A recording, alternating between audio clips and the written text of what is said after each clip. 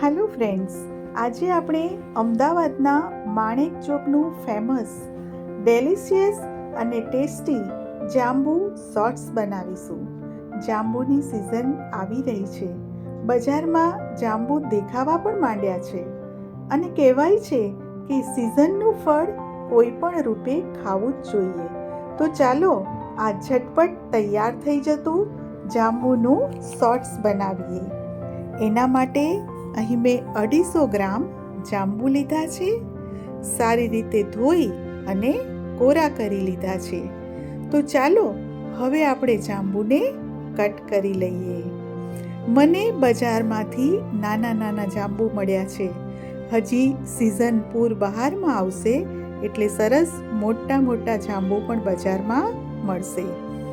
તો આ રીતે આપણે બધા જ જાંબુને કટ કરી લીધા છે અને આ કટ કરેલા બધા જ જાંબુ આપણે એક મિક્સર જારમાં લઈ લઈશું. એમાં સુગર ઉમેરીશું, બ્લેક સોલ્ટ, લીંબુનો રસ અને અડધો કપ પાણી. બજારમાં મળતા શોર્ટ્સમાં પાણી નથી હોતું, પણ અહીંયા મેં અડધો કપ પાણી અને હવે 8 થી 10 આઈસ ક્યુબ નાખ્યા છે. તો પાણી નાખવાથી અહીંયા જે આપણો શોર્ટ્સ તૈયાર થયો છે એની કન્સિસ્ટન્સી જુઓ, બજારના શોર્ટ્સ જેવી જ છે.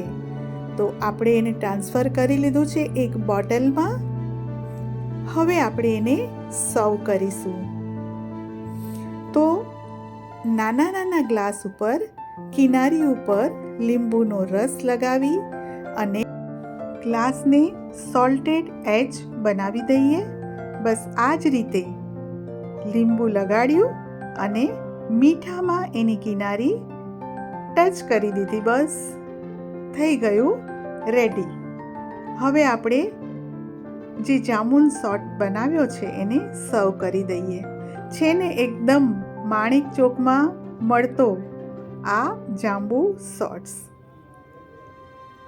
અને ખૂબ જ હેલ્ધી છે. આરોગ્યની દ્રષ્ટિએ પણ ખૂબ જ ફાયદાકારક છે.